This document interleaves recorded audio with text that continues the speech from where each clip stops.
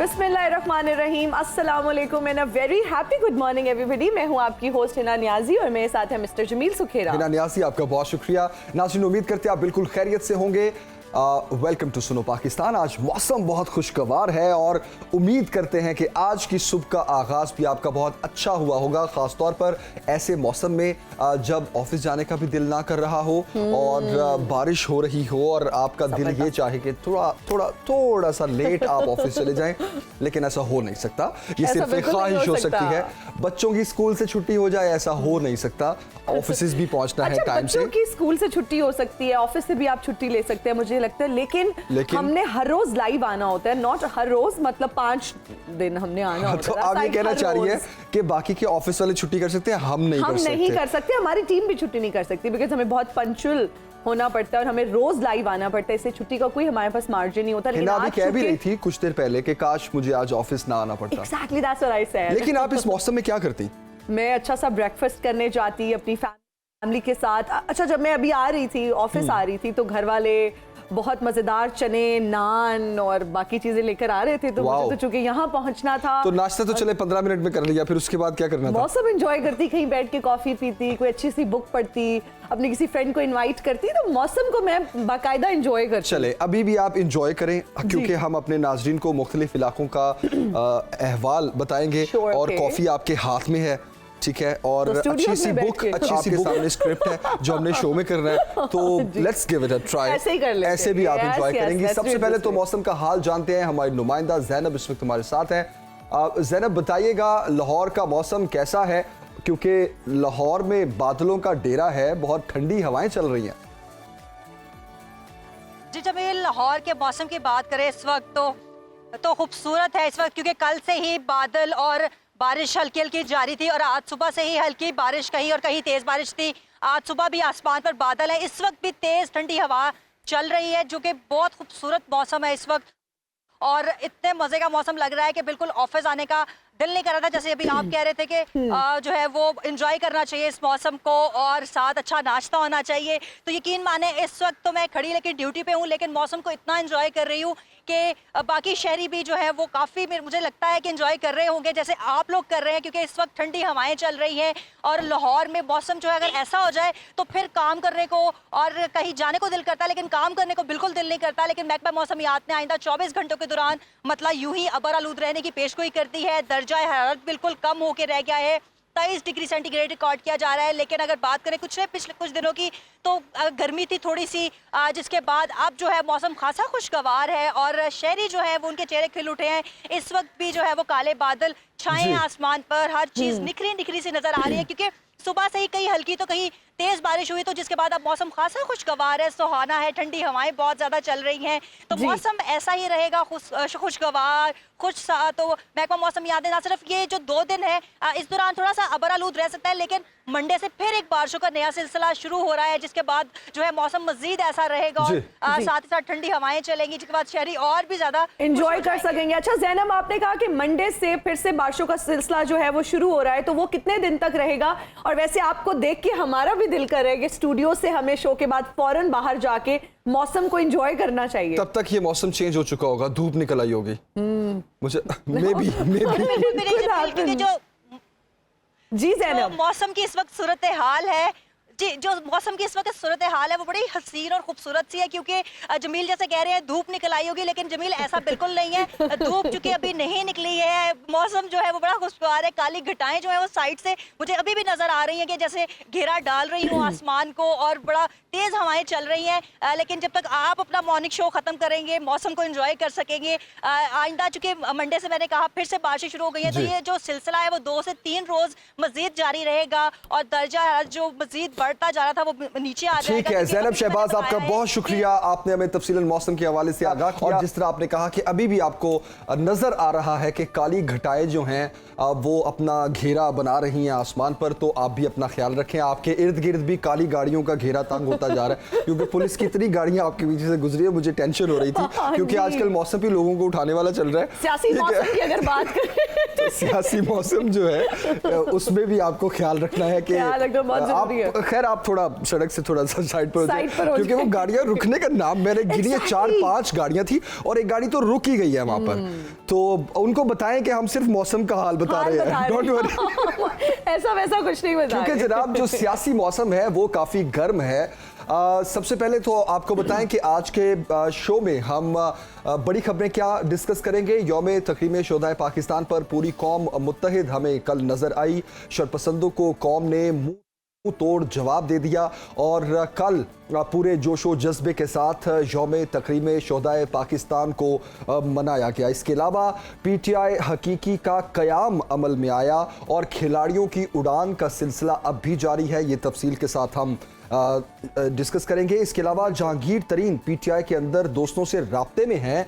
Own Chaudhary ने ये इंकशाफात किए हैं। बिल्कुल जी। इसके अलावा हम बात करेंगे कप्तान समेत कई खिलाड़ियों का नाम नो फ्लाई लिस्ट में शामिल परवेज इलाही की गिरफ्तारियों की कोशिश जो है, गिरफ्तारी की कोशिश जारी है। उनको गिरफ्तार करने की जो कोशिशें हैं वो तो बहुत पहले से हम देख रहे हैं कि वो जारी हैं और ये कोशिशें अब रंग लाती हैं नहीं, इस बारे में हम कुछ नहीं कहेंगे। हमारे तज्जियाकार ही रंग लाती है या नहीं।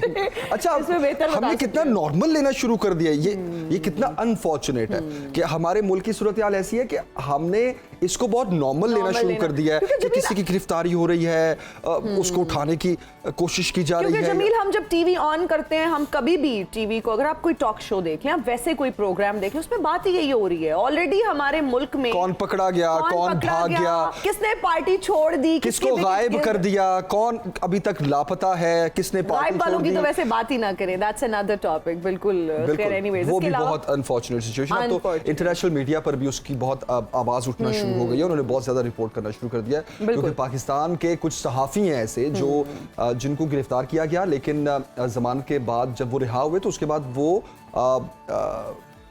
गायब है इल्लीगली।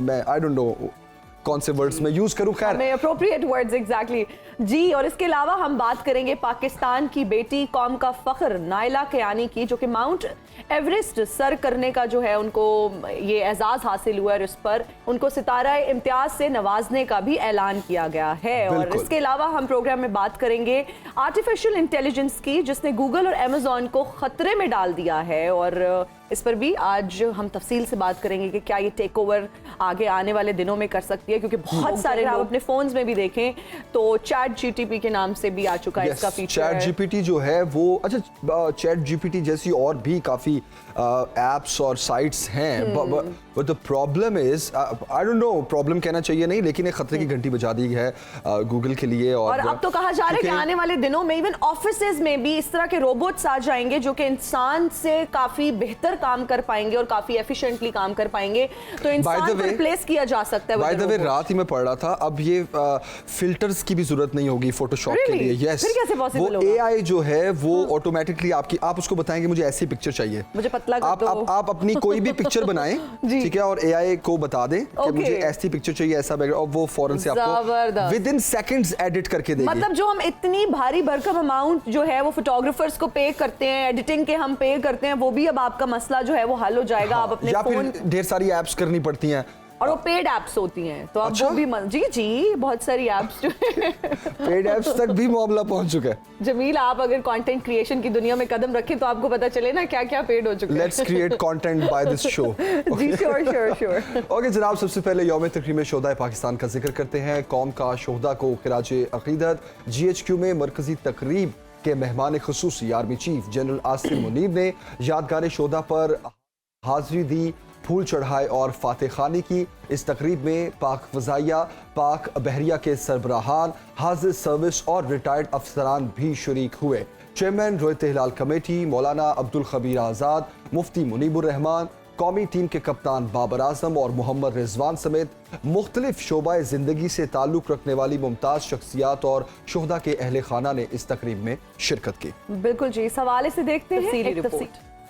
GHQ में मुनक्किदा यौम तकरीम शहदा की मरकजी तकरीब का आगाज तिलावत कुरान पाक से किया गया। तिलावत के बाद कौमी तराने की धुन बजाई गई। Army chief general Syed Asim Munir ने यादगार शहदा पर फूल रखे और फातिहा खानी की। इस मौके पर शहदा के बुलंद दर्जात और मुल्क की तरक्की और इस्तेहकाम के लिए खुसूसी दुआ की गई। शहदा को सलामी भी पेश की गई। तकरीब में साबिक army chief general retired Qamar Javed Bajwa, chief of staff committee general retired Nadeem Raza समेत मुसल्लह अफवाज के हाजिर सर्विस और रिटायर्ड अफसरान ने शिरकत की। तकरीब में शरीक शहदा के अहले खाना और स्कूल के बच्चों ने भी यादगार शहदा पर हाजिरी दी और फूल रखे। चेयरमैन रुयत हिलाल कमेटी मौलाना अब्दुल खबीर आज़ाद, मुफ्ती मुनीबुर रहमान, कौमी टीम के कप्तान बाबर आजम समेत मुख्तलिफ शोबाहाए जिंदगी से ताल्लुक रखने वाली शख्सियात ने तकरीब में शिरकत की और दिफाए वतन के लिए जानों का नजराना पेश करने वाले शहदा को खिराज अकीदत पेश किया।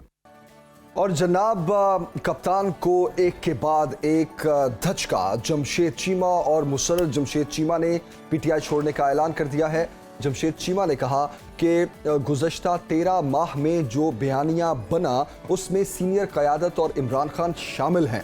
9 मई के वाक़यात इसका नतीजा थे। जबकि मुसर्रत जमशेद चीमा ने कहा कि मेरे बस में होता तो 9 मई का दिन अपनी ज़िंदगी से मिटा सकती। इससे कबल तहरीक इंसाफ की अहम रहनुमा मलिका बुखारी ने भी कप्तान को बाय बाय कर दिया। न्यूज़ कॉन्फ्रेंस करते हुए उन्होंने क्या कहा, आइए जानते हैं। बहैसियत एक पाकिस्तानी शहरी, एक मुहिब्बे वतन पाकिस्तानी और एक शहीद की भतीजी, फ़्लाइट लेफ्टिनेंट अली आदिल बुखारी की भतीजी की हैसियत में मैं 9 मई के जो गैर आइनी गैर कानूनी इक़दामात थे, जिस तरह रियासत के इदारों के ऊपर फ़ौजी तंजीबात के ऊपर हमला किया गया, उसकी मैं भरपूर तरीके से मज़म्मत करना चाहती हूँ। मैं क्या हर पाकिस्तानी शहरी के लिए 9 मई का जो दिन है वो बहुत मुश्किल और तकलीफ़ दह दिन था।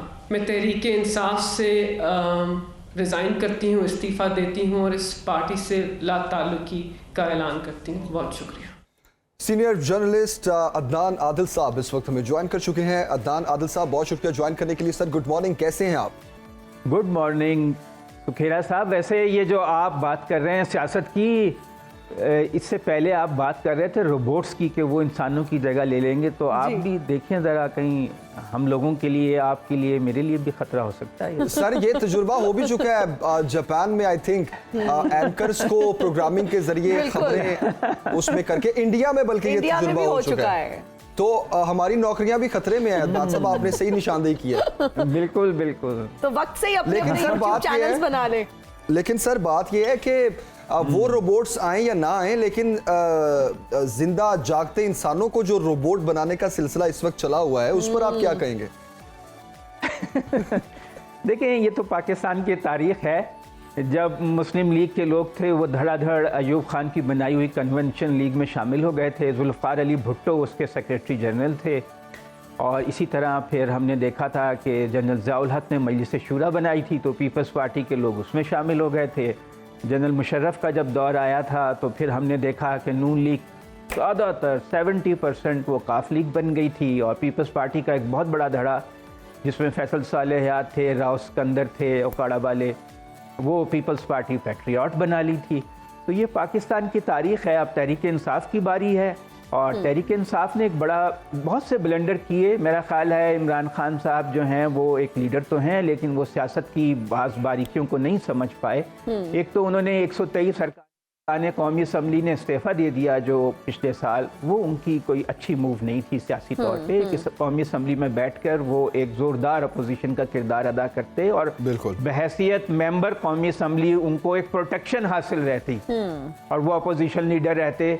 दूसरी तरफ फिर अब उनको बहुत लोगों ने समझाया कि पंजाब और केपी के जो असम्बलियाँ हैं ये ना तोड़ें, ये सरकारी वसाइल उनके पास हैं और वो आवाम की खिदमत कर सकते हैं।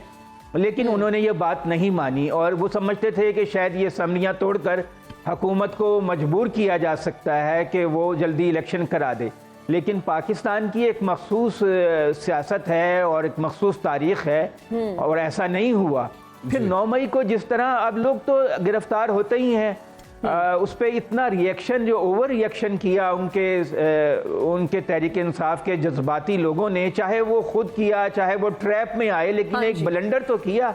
और वो जो आर्मी तनसीबात पर और उनके ऑफिसेस पे हमले किए, ये एक बहुत ही बड़ी गलती थी। उसका फिर लाजमी नतीजा ये निकला कि उनके मुखालफिन को ये मौका मिल गया कि उनको दहशतगर्द करार दें और फिर उनको दबाव में लाकर अब वो धड़ाधड़ जो है पार्टी टूट रही है और लोग वफादारियां बदल रहे हैं। लेकिन एक अहम बात है कि लोग और बहुत ज्यादा डिफरेंसेस शुरू हो गए हैं। और अगर पंजाब की बात की जाए तो पीटीआई हकीकी, फिर उसके बाद फॉरवर्ड ब्लॉक बनाया जा रहा है जहांगीर तरीन साहब की जानिब से। आप क्या समझते हैं कि क्या पीटीआई का क्या फ्यूचर रह गया है? What do you think? कितनी पीटीआई बनेगी ये कर रहे थे सर? पीटीआई बनेगी एग्जैक्टली। देखिए, दो बातें हैं। एक तो ये है, मुझे कुछ अपनी आवाज की गूंज बहुत सुनाई दे रही है, अगर ये ठीक कर सकें। ठीक करवा देते। बात ये है कि जो पीटीआई के लीडर्स तो छोड़ रहे हैं, लेकिन अब देखना यह है क्या अवाम में उनकी सपोर्ट कम होती है या नहीं होती। अगर अवाम में उनकी सपोर्ट कायम रहती है फिर तो उससे कोई ज़्यादा फर्क नहीं पड़ता, लेकिन इलेक्शन लड़ने की सलाहियत कम हो जाएगी उनकी। दूसरी बात यह है कि क्या उनके जो वोटर हैं वो दूसरी पार्टियों को स्विच करते हैं? क्या वो पीपल्स पार्टी, नून लीग और जमीयत उलमा इस्लाम को वोट डालते हैं, एमकेएम को कराची में वोट डालते हैं, या वो घर बैठ जाते हैं? हमने 97 के इलेक्शन में देखा था कि पीपल्स पार्टी का वोटर घर बैठ गया था और बहुत लो टर्नआउट में नवाज शरीफ ने लैंडस्लाइड विक्ट्री हासिल कर ली थी। तो क्या अब जो इलेक्शन होंगे उसमें पीटीआई का वोटर अपनी लॉयल्टी को स्विच करेगा या नहीं करेगा? छोटी छोटी पार्टियां बनने से माजी में हमने देखा है कोई फर्क नहीं पड़ता। असल बात यह है, पाकिस्तान में पार्टियां शख्सियत के गिर्द घूमती हैं। इमरान खान ही तहरीक इंसाफ है। अगर लोग आम लोग जो हैं उनके साथ रहते हैं फिर तो इमरान खान की सियासत रहती है, और हो सकता है उन्हें नाअहल करार दे दिया जाए, हो सकता है उनकी पार्टी बैन कर दी जाए, उसको इलेक्शन में हिस्सा न लेने दिया जाए। माइनस इमरान तो हो गया है, कम से कम पंजाब में तो हो गया है, और हो सकता है कि अब खैबर पख्तूनख्वा में भी अमल शुरू हो जाए। लेकिन एक बात वाज़े नज़र आ रही है कि अगले इलेक्शन में तहरीक इंसाफ जो है वो शायद एक पार्टी के तौर पर हिस्सा ना ले सके और कोई अक्सरियत हासिल ना कर सके, चाहे इमरान खान की सपोर्ट मौजूद हो तब भी, क्योंकि उनके जो उम्मीदवार होंगे उन पे पाबंदियां लग सकती हैं, तहरीक इंसाफ का नाम लेने पर पाबंदी लग सकती है, और मुख्तलिफ हरबे जो हुकूमत के पास होते हैं मुकदमा करने के या और तरगीबात। लेकिन अदनान आदिल साहब, 9 मई के वाक़े के बाद जो लोग पार्टी छोड़ रहे हैं या जो सियासत छोड़ रहे हैं, उन्होंने तो इमरान खान को और पीटीआई को और पीटीआई की सियासत को खैरबाद कह दिया। अगर आने वाले दिनों में नए लोग पीटीआई के साथ जुड़ते हैं, जिस तरह इमरान खान साहब ने खुद भी कहा कि मैं जिसको टिकट दूंगा वो जीतेगा और मैं खुद इंटरव्यूज लूंगा, और जैसे हमने देखा भी कि पंजाब के लिए जब टिकट्स दी गई तो वो तमाम उनमें से ज़्यादातर चेहरे नए चेहरे थे और पुराने लोगों को टिकट्स नहीं दी गई, जिस पर वो नाराज़ भी हुए। तो कहीं ऐसा तो नहीं हो रहा कि पीटीआई रीलॉन्च होने जा रही है नए लोगों के साथ, और खान साहब जो ये कहते थे कि मैं मेजॉरिटी के साथ नहीं था कौमी असम्बली में, तो हो सकता है कोई अच्छा वक्त भी आ जाए पीटीआई के लिए?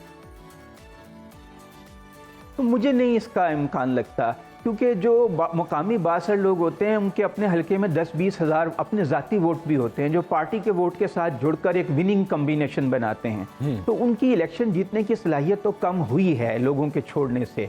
और फिर ये है कि जो मालदार लोग हैं, जो इलेक्शन लड़ना जो है गरीब आदमी का काम नहीं है, इसमें बहुत पैसा खर्च करना पड़ता है, करोड़ों रुपए, बाज़ औक़ात तो 50-50 करोड़ रुपए खर्च होते हैं एक कौमी असम्बली की सीट पे, और अब शायद उससे भी ज़्यादा खर्च हो। तो वो जो मालदार लोग हैं वो तो रिस्क लेंगे नहीं तहरीक इंसाफ में जाने का, क्योंकि उनकी बहुत कमज़ोरियाँ होती हैं। मगर एक बात और भी है कि क्या पता इमरान खान भी इस पोजीशन में हों कि वो इंटरव्यू ले सकें, और वो हो सकता है उन्हें नज़रबंद कर दिया जाए, जेल में डाल दिया जाए, क्योंकि अब जो माहौल बनाया जा रहा है कि इमरान खान ही ने वो सब ऑर्केस्ट्रेट किया जो 9 मई को हमले वगैरह हुए और जो तोड़ फोड़ हुई। तो अगर उसका बुनियादी जिम्मेदार इमरान खान को करार देकर उनको सज़ा दे दी जाती है, उनको जेल में भेज दिया जाता है, तो फिर वो तो कम्युनिकेट ही नहीं कर सकेंगे। अब भी उनकी आवाम से कम्युनिकेट करने की सलाहियत तो महदूद कर दी गई है। आम मीडिया पे तो वो नहीं आ सकते, सोशल मीडिया पे भी इंटरनेट डाउन हो जाता है, और वो बहुत उनका राब्ता आवाम से बहुत हद तक कट गया है। और अगर उनको सज़ा हो जाए और वो जेल में हो तो फिर तो बिल्कुल भी वो इस पोजीशन में नहीं होंगे। मेरा ख्याल है अगला इलेक्शन जो है माइनस इमरान खान ही होगा, और वो जो एक प्रोजेक्ट एक साल पहले शुरू हुआ था कि किसी तरह उनके मुखालफिन चाहते थे कि इमरान खान को निकाल कर इलेक्शन कराए जाएँ, वो 9 मई के वाक़यात ने उसको बहुत मुमकिन बना दिया है। और अब बहरहाल एक बात तो है कि उनके जो मुखालफिन हैं वो इलेक्शन में जाने के लिए अब तैयार हो जाएंगे, क्योंकि रास्ता उनके लिए खासा हमवार हो गया। अच्छा, अदान आदिल साहब, बहुत शुक्रिया आपके वक्त के लिए। और जिस तरह आपने कहा कि ये जो इमरान है इस पर बड़ी तेज़ी से काम जारी है इस वक्त, क्योंकि प्रोजेक्ट इमरान जो है वो इस वक्त की अहम ज़रूरत है। लोगों का पार्टी छोड़ना, सियासत छोड़ना, और फिर उनके जो ऑपोजिशन है जो कि इस वक्त हुकूमत है, मुख्तलिफ पार्टीज़ हैं, जाहिर बात है उन्होंने भी इलेक्शन में जाना है। तो इलेक्शन में जाने के लिए जहां वोट बैंक की ज़रूरत होती है कि उसको स्ट्रॉन्ग किया जाए, वहीं उस वोट बैंक को रिलीफ देना भी बहुत ज़रूरी होता है। ये जो सियासी वफादारियां होती हैं या फिर ख़ानदानी वफादारियां होती हैं, जिस तरह आदिल साहब ने भी कहा कि छोटे शहरों के जो इलेक्शंस होते हैं वो बड़े शहरों के इलेक्शन से थोड़े मुख्तलिफ होते हैं। तो जहां अवाम को रिलीफ की बात आती है वहां आने वाले बजट की बात जरूर की जाएगी, क्योंकि जून का जो बजट है जून में पेश किया जाएगा। हुकूमत की पूरी तैयारी है कि इसमें अवाम को कोई रिलीफ दिया जाए, लेकिन हम इसको थोड़ा खंगालेंगे एक ब्रेक के बाद कि क्या अवाम को आने वाले बजट में कोई रिलीफ मिलेगा या नहीं। नाज़रीन, यहाँ लेंगे एक ब्रेक, हाजिर होंगे ब्रेक के बाद। देखते रहिए सुनो पाकिस्तान।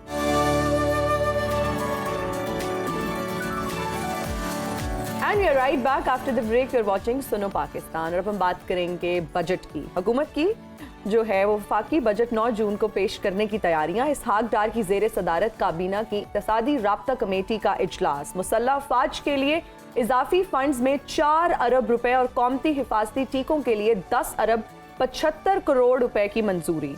इसके अलावा उस पावर प्रोजेक्ट के लिए तकरीबन 34 अरब रुपए की अदायगी की भी मंजूरी दी गई है। और SAP के तहत काबीना डिवीजन के हक में 20 अरब रुपए की मंजूरी दी गई है। इजाफी फंड्स के हसूल के लिए 5 वजारतों को अपने फंड सरेंडर करने की हिदायत भी की गई है। वजारत मवासलात से 10 अरब रुपए, वजारत रेलवे की जानिब से 5 अरब 66 करोड़ रुपए, वजारत मौसमियाती तब्दीली से 3 अरब 43 करोड़ रुपए और प्लानिंग एंड डिवीजन के 86 करोड़ 10 लाख रुपए शामिल हैं। दस्तावेज के मुताबिक रवा साल कोई भी मुआशी हदफ पूरा नहीं हो सका।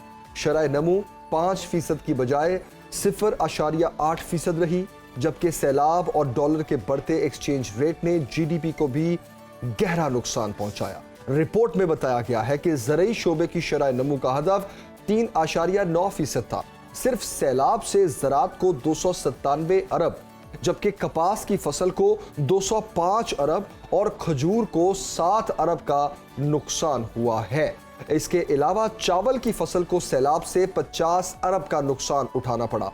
रिपोर्ट के मुताबिक सनती शरह नमू का हदफ 7.1% था, जो कि -8.11% तक गिर गई है। इसी तरह गाड़ियों की सनत 42% गिरी। फॉरेन डायरेक्ट इन्वेस्टमेंट में 98% कमी आई, जबकि एक्सपोर्ट में 11% कमी हुई और मालियाती खसारा 5.2% बढ़ गया। इसके अलावा मईशत की रीढ़ की हड्डी टेक्सटाइल में 16% कमी रिपोर्ट की गई। रिपोर्ट में बताया गया है कि सिर्फ करंट अकाउंट खसारा काबू करने में कामयाबी हुई है और अब रवा माली साल GDP ग्रोथ 8% रहने का इम्कान है।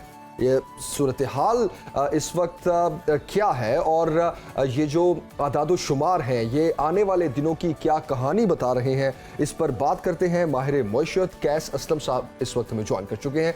कैस असलम साहब, बहुत शुक्रिया ज्वाइन करने के लिए सर, एंड गुड मॉर्निंग। ये जो रिपोर्ट सामने आई है इसको मद्देनजर रखते हुए वफाकी हुकूमत 9 जून को बजट पेश करने की तैयारियां कर रही है। आपके ख्याल में कितना तल्ख बजट हो सकता है ये, या फिर अवाम को थोड़ा रिलीफ भी मिल सकता है? मेरा नहीं ख्याल कि जी अवाम को रिलीफ मिलेगा। गवर्नमेंट जो है ये वाली, उसने जो अभी तक अपनी पॉलिसी रखी है वो कॉन्ट्रैक्शनरी है, जिसका मतलब ये है कि पिछले साल 6% थी आपकी ग्रोथ, अब ये गवर्नमेंट के आदादोशुमार के तहत 0.8 है जी। और वर्ल्ड बैंक कह रहा है कि ये 0.2 पे जाएगी।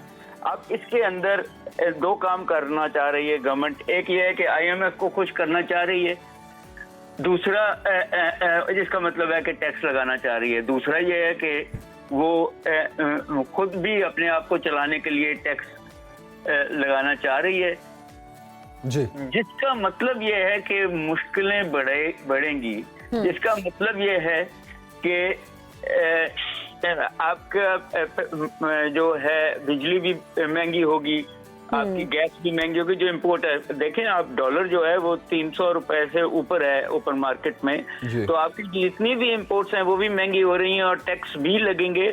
सो मेरा नहीं ख्याल कि कहीं, सिर्फ इतना हो सकता है कि जो गवर्नमेंट है वो अपने MNAs को डेवलपमेंट के लिए कुछ फंड्स दे दे, बट जो महंगाई है, और ये तो प्राइम मिनिस्टर साहब खुद भी कह चुके हैं कि महंगाई बढ़ेगी जी जी अगले बजट में। जी। अच्छा सर, वजीर आजम साहब की तरफ से ये भी कहा गया है कि आम आदमी को हर मुमकिन रिलीफ देने की कोशिश की जाएगी, क्या ऐसा पॉसिबल है? देखें, ये पॉलिटिकल स्टेटमेंट है, ये पॉसिबल इसलिए नहीं है कि आपके पास जब ग्रोथ रेट नहीं होगी जी, तो लोगों को रोजगार कैसे देंगे आप? आपकी जो इन्फ्लेशन है वो कहीं 36% से ज्यादा है और उसका रेट ऑफ ग्रोथ 46% है। आपका इंटरेस्ट रेट जो है वो 21% पे गया हुआ है। तो उसके तहत, और फिर आपके जो छोटे कारोबारी लोग हैं वो बंद करके डॉलर खरीद लिया उन्होंने, तो रिवाइवल जो है उसके लिए जरूरी है कि आपकी इंडस्ट्री चले, आपकी एग्रीकल्चर चले। अभी तक मेरा ख्याल है कि बहुत सारे इलाके ऐसे हैं जिसके अंदर जो है फ्लड का पानी ही नहीं निकला, तो आपकी जो खेती बाड़ी है वो भी श्रिंक है। तो मेरी समझ में नहीं आई कि रिलीफ आप कहाँ से देंगे। ये हो सकता है कि सरकारी अफसरों को 10-15% वो दे दें, मगर वहां भी अगर आपने देखा हो तो IMF की शर्त के तहत उनको अब 40% कम कर दी गई हैं उनकी मरातें।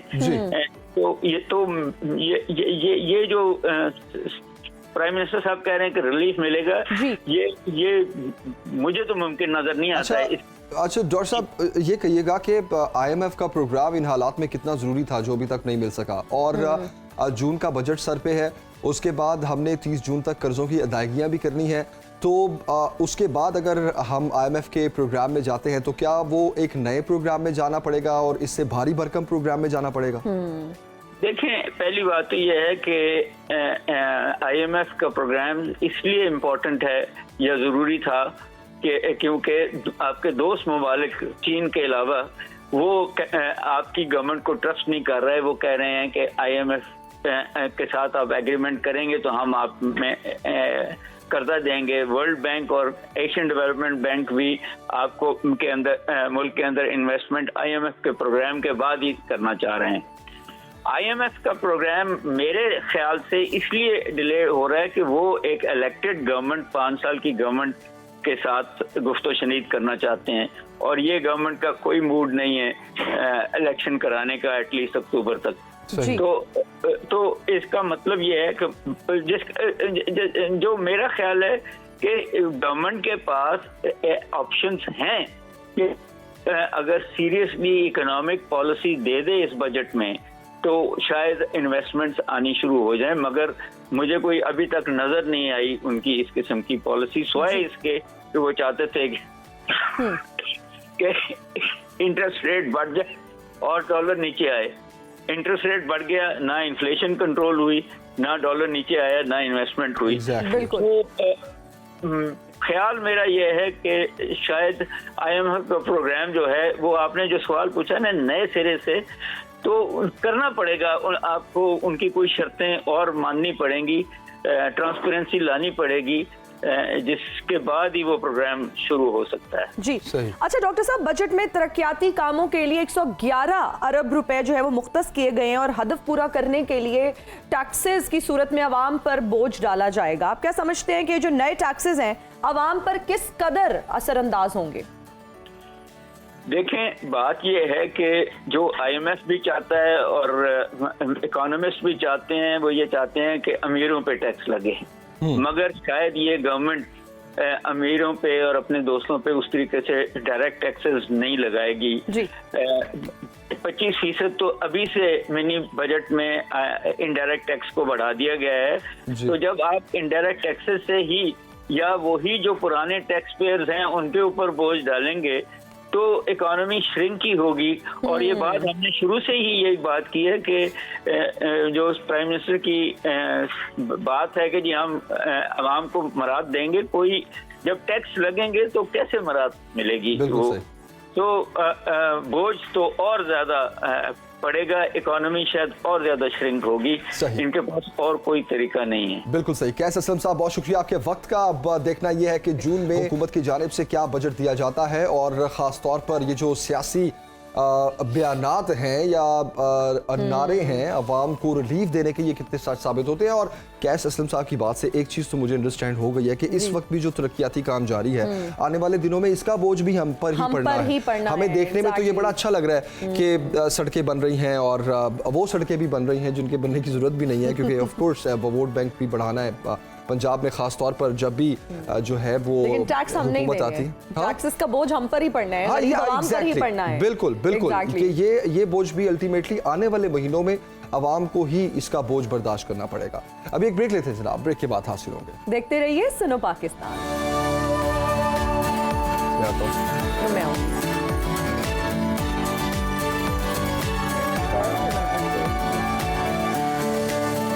Right back after the break, you're watching Suno Pakistan. और अब हम बात करेंगे इंटरपर्सनल स्किल्स के हवाले से। बाहमी महारतें और सलाहियतें वो एक ऐसी चीज़ है, एक ऐसी खूबी है जो मुझे लगता है हमें बहुत अच्छे तरीके से दूसरों के साथ जब हम बात करते हैं, चाहे वो पर्सनल सेटिंग हो, प्रोफेशनल सेटिंग हो, वो बातचीत अच्छे तरीके से करने में इस्तेमाल करते हैं हम स्किल को। और मुझे लगता है इन महारतों में अगर हम बात करें मवासिलात, फाल सुनना, हमदर्दी और तनाज़ात का हल होना जो है, टीम वर्क भी इसमें शामिल है। और अगर हमारे पास अच्छा जो है वो इंटरपर्सनल स्किल है तो हम किसी भी सेटिंग में बैठ के, चाहे वो पर्सनल हो चाहे वो प्रोफेशनल हो, अच्छे तरीके से बात कर सकते हैं, अपने पॉइंट ऑफ व्यू को अच्छे तरीके से मनवा सकते हैं। इसमें कितना ज़रूरी है कि अल्फाज का बेहतर चुनाव होना चाहिए, आपकी टोन एंड टेम्पो कितना मैटर करता है, आपका तलफ़ुज़, अगैन इट्स वेरी इंपॉर्टेंट। और इस पर आज हम तफसील से बात करेंगे जमील। बिल्कुल बिल्कुल। और इंटरपर्सनल स्किल्स कितनी इंपॉर्टेंट है खास तौर पर आज के कंपटीशन के दौर में। और जहां आपने प्रोफेशनल लाइफ की बात की हिना, वहीं हमारी जो निजी जिंदगी है या दोस्तों के साथ जो हमारा ताल्लुक है उसमें भी इंटरपर्सनल स्किल्स का बहुत अमल दखल है। तो बेसिकली इंटरपर्सनल स्किल्स को जो है हम मजीद आज थोड़ी पॉलिश करने की कोशिश करेंगे एजाज बुखारी साहब की मदद से। हमारे बहुत ही स्पेशल गेस्ट इस वक्त स्टूडियो में मौजूद है। एजाज साहब, बहुत शुक्रिया ज्वाइन करने के लिए। Thank you very much. Good morning, कैसे हैं आप? अल्हम्दुलिल्लाह, खैरियत से। अल्हम्दुलिल्लाह। इंटरपर्सनल स्किल्स कितनी इंपॉर्टेंट है, खास तौर पर हम स्टार्ट करते हैं सिलेक्शन ऑफ वर्ड्स से, लहजों से और तरीक़ाकार से कि हम ऑफिस में हैं या घर हैं या दोस्तों के साथ हैं, तो किस तरह की इंटरपर्सनल स्किल्स जो है उसको हमें मज़ीद इन्हांस करने की ज़रूरत है। जी, बहुत शुक्रिया। एक तो बहुत अहम मौजू है जिस पर आपने मुझे दावत कलाम दी है। मैं आपसे एक बात अर्ज़ करूँ, मैंने कुछ अर्सा पहले एक आर्टिकल लिखा था कि लफ्ज़ों से ज़्यादा लहजे लहू लिहान करते हैं। लफ्ज़ शायद उतनी तकलीफ़ का सबब ना हो जितने लहजे होते हैं। मुझे याद है मैं कोई हेडमास्टर्स थे, उनको ट्रेनिंग कराने के लिए गया हुआ था कम्युनिकेशन स्किल्स के हवाले से।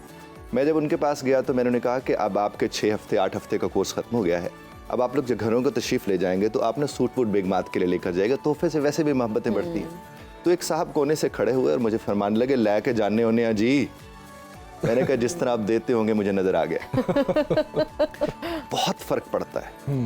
देखिए, आपके लहजों के जो ज़ख्म होते हैं वो मरहम भी लहजा ही है उसका और कोई मरहम नहीं हो सकता। No doubt. फिर देखिए, जिन जगहों पे आप लोग बैठे हुए हैं, आप लोग कामयाब ही नहीं हो सकते अगर आपकी इंटरपर्सनल स्किल्स ना हो, जो कि आप लोग के यहाँ पाई जाती हैं। आप सुनते, अब देखिए आप सुन रहे हैं तो लग रहा है कि अब मैं सुना जा रहा हूँ, और अगर आप दरमियान में मुझे काटना शुरू कर देंगे तो फिर इसका मतलब आपकी इंटरपर्सनल स्किल में कहीं ना कहीं इशू है। बिल्कुल। और इन्हीं लोगों की फिर निजी जिंदगी जाकर मुतासर होती है। आप जब तक, चूंकि इसमें आपने देखा होगा पूरे स्किल सेट में कुछ 7 के करीब ये है, सबसे ज्यादा इंपॉर्टेंट एक्टिव लिसनिंग है कि आप सुनते हैं और सुनना कहते इसको है कि सुनाने वाले को लगे कि मुझे सुना जा रहा है। वो तभी आप देखिए कुरान करीम में आप समीउ अलीम सुनेंगे कभी अलीम व समी नहीं सुनेंगे। यस, बिल्कुल। और फिर अलीम व खबीर सुनेंगे, कभी खबीर व अलीम नहीं सुनेंगे।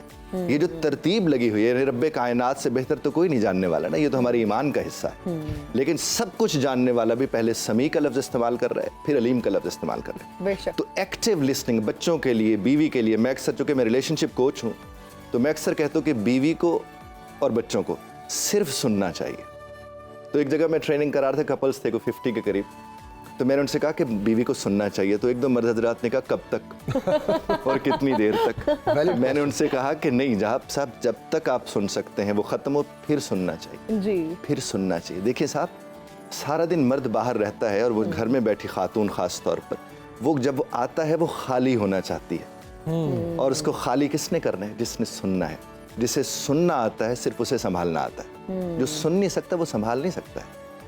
अच्छा सर, बड़ी खूबसूरत आपने बात की है सुनने के हवाले से। अगर आप किसी को अपनी बात सुना रहे हैं और सुनने वाला सिर्फ सुन रहा है और उस पर कोई रद्द अमल नहीं है, कोई रिएक्शन नहीं है, तो आपको आपके कहने का मतलब ये है, एक कान से सुन के दूसरे से निकाल रहा है। अगर निकाल रहा है तो that is not good as well, because आप एक्सपेक्ट करते हैं कि अगर आप किसी को एक बात बता रहे हैं या किसी से कुछ शेयर कर रहे हैं तो you do expect a response from the other person. अगर अदर पर्सन आपकी बात सुन के गूंगा ही बन के बैठा रहता है या कुछ, हो सकता है फिर वो गूंगा हो, तो इस पे आप क्या कहेंगे? How important it is to respond well. मैंने जिस खड़ी आपसे अर्ज किया कि सुनना कहते इसको है कि सुनाने वाले को लगे कि उसे सुना जा रहा है, तो उसमें ये बात कवर हो जाती है। बाकी कहने वाले तो ये भी कहते हैं कि तुम्हारी खामोशी एक दिन हमारी जान ले लेगी।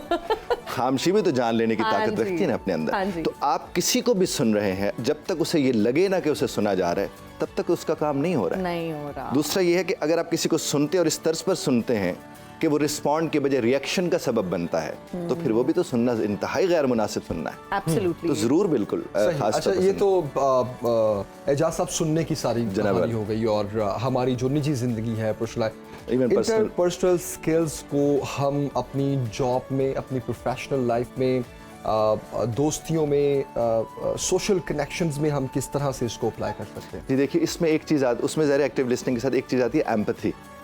हमारे यहाँ सिंपैथी बहुत पाई जाती है। जो सिंपैथाइजर होता है उसे हल की जरूरत होती है। एम्पैथाइजर सॉल्यूशन प्रोवाइडर होता है। जिस तरह वो कहते हैं कि एक जगह कहीं कोई हादसा हो गया और वहां पर एक साहब पड़े हुए और एक ने उन्हें अपनी गोद में रखा हुआ है, उनका सर, एक उनके वो लहू वाली जगह पर पट्टी बांध रहा है, एक ने 1112 को फोन कर दिया, और एक साहब है जो ऊपर बैठे कह रहे पानी ले आओ, पानी ले आओ। और जिस घड़ी पानी आया तो वो खुद पानी पीकर फरमान लगे मेरा दिल बड़ा घबरा रहा है। अब वो सिंपैथाइज कर रहे हैं, एम्पैथाइज नहीं कर रहे।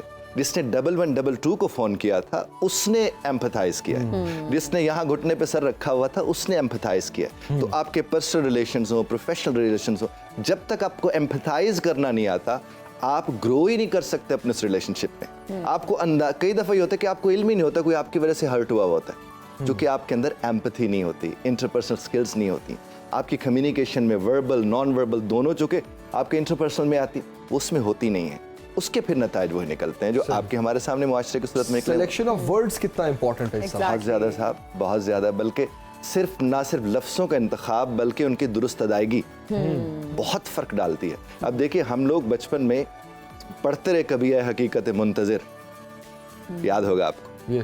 ये तो थोड़ा कुछ समझ आई तो पता चला कि हकीकत मुंतज़र थी। जिस तरह मोहसिन और मोहसन का फ़र्क है, मोहसिन नकवी आप जानती हैं। हाँ जी। तो मोहसन और मोहसन का जो फ़र्क है, ये तो उस्ताद का काम है ना साहब। ये उस्ताद ने वो लबो लहजा अता करना था आपको और हमें। तो फिर भी सुनने को मिले वो बड़े लोग, जैसे तलत हुसैन साहब थे, बड़े बड़े लोग जिनका लबो, वो हमदर्द की सुदूरी तो आज भी कानों में गूंजता है कहीं ना कहीं जाकर। लेकिन क्या हम वो कर सके?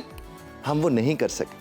आज से माजी बईद के आप 80s और 90 अवाइल के आप ड्रामाज देख कर देखें, क्या लबो लहजा था, क्या अल्फाज होते थे, क्या उनका चुनाव होता था, और फिर क्या अदायगी होती थी। सुभान अल्लाह। बिल्कुल। उन्हें तो यानी उनकी तो अदाएं कारी होती थी, इसलिए तो वो अदाकार होते थे। और आजकल तो मामला ज़ाहिर मुख्तलिफ हैं।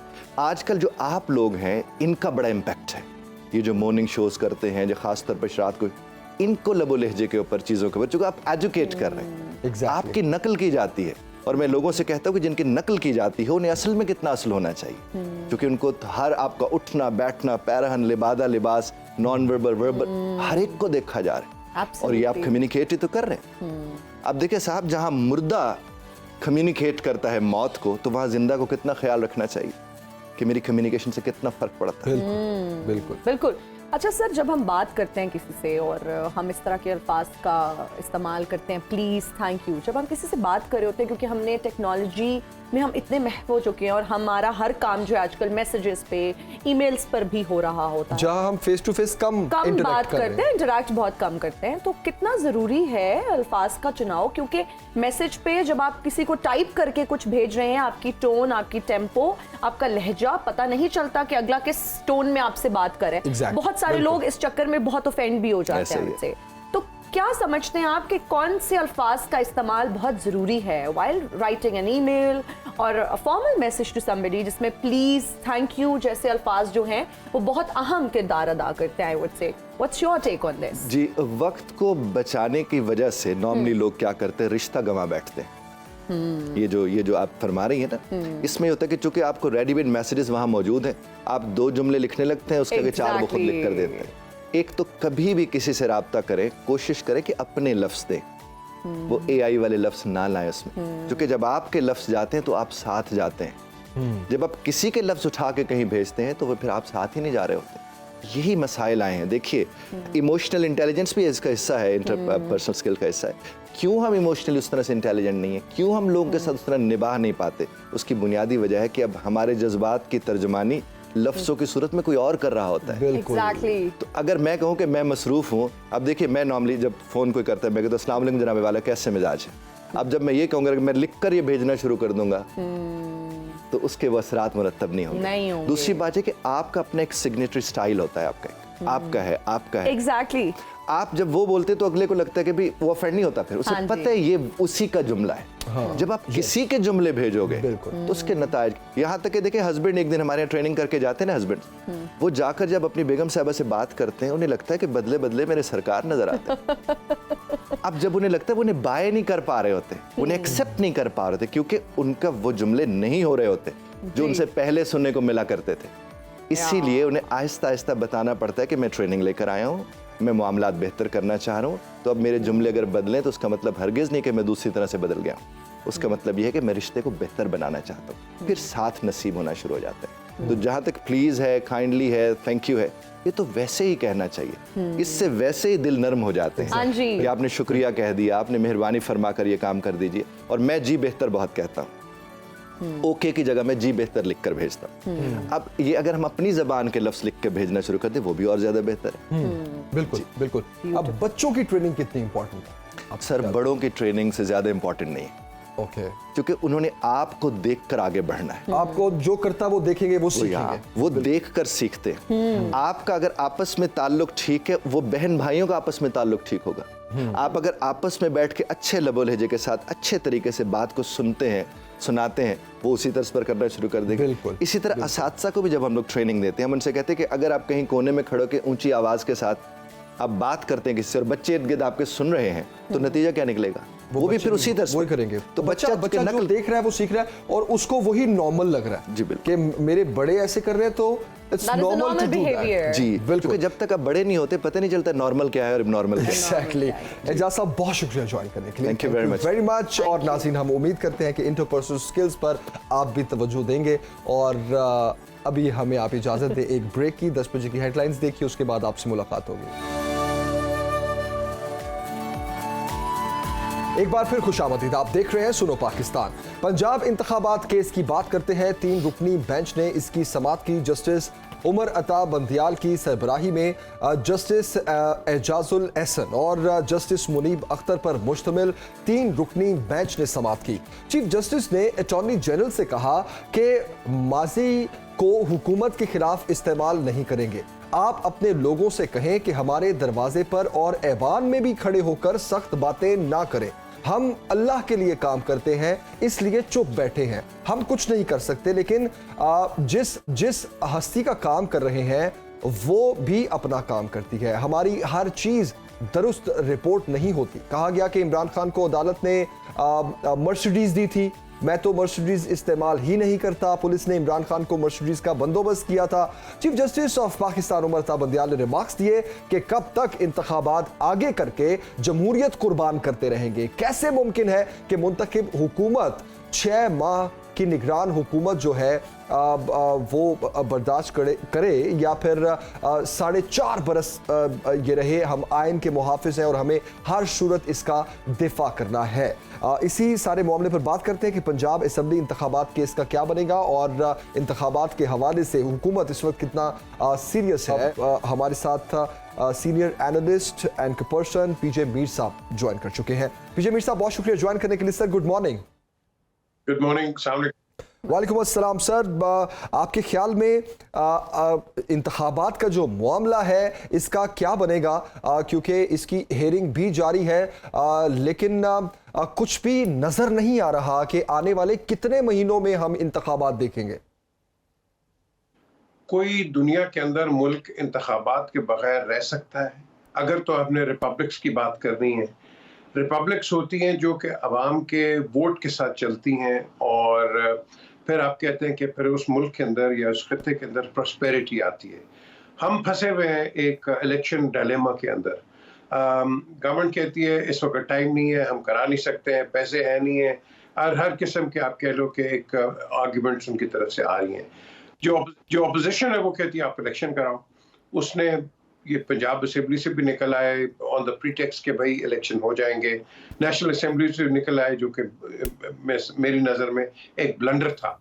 But having said so, elections हमेशा होने चाहिए कि जहां एक आवाम का एक आप कह लो कि एक पहलू आपके सामने नजर आए। इट डजंट मैटर जो भी गवर्नमेंट में आए हो, elections are the total decider जब हम डेमोक्रेसी की बात करते हैं। तो अब कब तक हम इसको डिले करते रहेंगे? क्या होगा? और उसके बाद जो आज हम देख रहे हैं पब्लिक रिजेंटमेंट, फिर ये जो हमने ये वैंडलिज्म देखी है, हुलिगनिज्म देखी है, और आप कह लो कि ये जो इससे डिसेंशन देखी है, ये रिपब्लिक्स नहीं चाहती हैं। हमेशा हमें चाहिए कि अवाम की रद्दो अमल से आप चलें, उससे उसकी खुशी से आप हुकूमत करें। और मैंने जिससे पहले कहा है कि फिर आपके जो गिरते हैं ना ये मसले मसाइल, ये बहुत मिनिमल हो जाते हैं, खत्म नहीं होते लेकिन मिनिमल हो जाते हैं। तो बहरहाल ये कोर्ट्स में किस्सा ये कब तक चलेगा और इस पे आर्ग्यूमेंट्स ये कब तक होंगी, लेकिन इलेक्शंस होंगे और इसके बगैर आप चल नहीं सकते आगे। जी पीजे मीर साहब, 90 रोज के अंदर इंतखाबात का इतलाक केपी के इंतखाबात पर क्यों नहीं लागू किया गया? देखिए ना, ये जो सवाल है ये इस तरह है कि सारों को पड़ी है कि मैं पावर में आ जाऊं, पीटीआई को पड़ी है मैं पावर में आ जाऊं, पीडीएम को है कि भी मैं पावर में रहूं। ये एक पावर स्ट्रगल है जी। ये सवाल आपने किया, ये बड़ा इंपॉर्टेंट सवाल है। हर एक को पड़ी कोई केपीके में क्या हो जाएगा, पंजाब में क्या होगा, सिंध में बलोचिस्तान, ये सिर्फ पावर स्ट्रगल है। ये power struggle is it that important कि अवाम की अब बात ना, लेकिन आप और मैं हमें सीटें मिल जाए असेंबलीज के अंदर और मैं गवर्न कर। बिल्कुल पीजे मीर साहब, अब तो चीफ जस्टिस उमर था बंदियाल साहब ने भी ये रिमार्क्स दिए हैं कि कब तक इंतखाबात आगे करके हम जमहूरियत कुर्बान करते रहेंगे। तो सर आपके ख्याल में ये जमहूरियत की कुर्बानी और कितना अरसा चलेगी? बड़ी अच्छी बात कर रहे हैं, हम जमहूरियत की बात करते हैं लेकिन जमहूर का कोई नहीं सोचता, जमहूर की आवाज ही कोई नहीं। जब हम जमहूरियत कहते हैं, भाई अगर जमहूर की आवाज ही नहीं है तो किस जमहूरियत की बात करते हैं हम?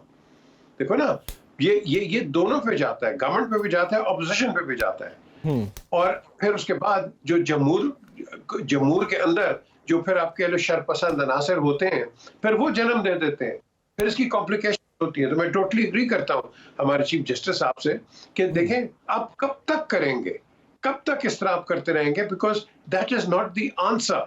और इवेंचुअली जब ये चीज नहीं होगी फिर इसके फर्दर कॉम्प्लिकेशंस होते हैं, और वो कॉम्प्लिकेशंस कि आपको इंटरनेशनल पास टू बी और फाइनेंशियल इंस्टीट्यूशंस वो फिर आप पे क्वेश्चन आती हैं, हाँ भाई इनको हमने पैसे देना है, ये तो खुद स्टेबल, तो ये बड़ी कॉम्प्लिकेशंस आगे आ जाती हैं जिसे हमें अवॉइड करना है। अल्लाह ना करे कि आज हम इसको डिले करते हैं, कल जो भी आएगा मैं गारंटी करता हूं कि उसके लिए वो अंग्रेजी का लफ्ज है ना, बेड ऑफ रोजेस नहीं होगा। ये चैलेंज, बिल्कुल इस चैलेंज दोनों मिलकर अब तक सॉल्व कर सकते हैं। जी पीजे मीर साहब, क्या अदालत इंतखाबात की तारीख दे सकती है? देखें, ये जो काम है ये इलेक्शन कमीशन का काम है। अगर जो कोर्ट्स हैं वो अगर कोई बात करते हैं, I think they can only advise if at all, तो वो एडवाइस कर सकते हैं, लेकिन it is the duty of the election commission. जब हम कहते हैं अपने अपने डोमेन में सारे काम करें, तो फिर election commission should be more responsible. तो मुझे समझ नहीं आती कि ऐसी किस किस्म की इलेक्शन कमीशन है कि जो तैयार ही नहीं होती। सारा कितने साल हो गए पिछले इलेक्शन से लेके जब ये पीटीआई गवर्नमेंट में आई है और अब तक ये कितने, इन्होंने क्या प्रिपरेशन की है, इनका और काम क्या है कि ये तैयार नहीं है। तो मैं समझता हूँ ये इनकी लैक ऑफ आप कह लो कि एफिशिएंसी है कि आज हम ये डायलेमा देख रहे हैं दोनों के लिए, क्योंकि इलेक्शन दोनों के लिए, एक के लिए नहीं है। अमीर साहब, ये भी खबरें आ रही हैं कि अब आम इंतखाबात की ही तैयारी की जा रही है, और अब इफ इट्स सो, आपके ख्याल में जिस तरह हुकूमत तो अक्टूबर में इलेक्शंस करवाने के मूड में थी, तो क्या 1-2 माह पीछे भी आया जा सकता है, या आपके ख्याल में अक्टूबर भी क्रॉस हो जाएगा? देखो, एक बड़ा इंटरेस्टिंग इस वक्त एक सिचुएशन है। सब कह रहे हैं कि भाई ये जो गवर्नमेंट है, इंटरिम गवर्नमेंट है, ये इसकी लीगैलिटी कोई नहीं है, ये खत्म होगी, ये फलाना। ओके, इलेक्शंस जो हैं वो कोई भी आप कराएंगे वो एक निगरान हुकूमत के उसके अंडर कराएंगे। तो अगर ये हुकूमत नहीं है, खत्म हो गई है, तो दैट मींस अनदर निगरान हुकूमत आएगी। आपको ऐसे करनी पड़ेगी ना legally as far as the constitution is concerned। 90 days के बाद तो गए नहीं है, तो फिर आपने नए निगरान लेके आएंगे।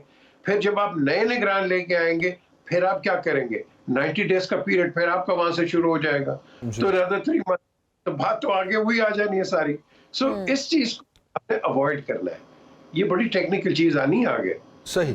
मीर साहब, पीटीआई का मुस्तकबिल क्या देख रहे हैं आप? क्योंकि जहां पकड़ धकड़ का सिलसिला जारी है, 9 मई के वाकयात के बाद एक टफ टाइम चल रहा है पाकिस्तान तहरीक इंसाफ के लिए, और वहीं पीटीआई के रहनुमा कुछ पार्टी छोड़ रहे हैं और कुछ सियासत को ही खैर बात कह रहे हैं। तो इमरान खान और पीटीआई का मुस्तकबिल क्या देख रहे हैं?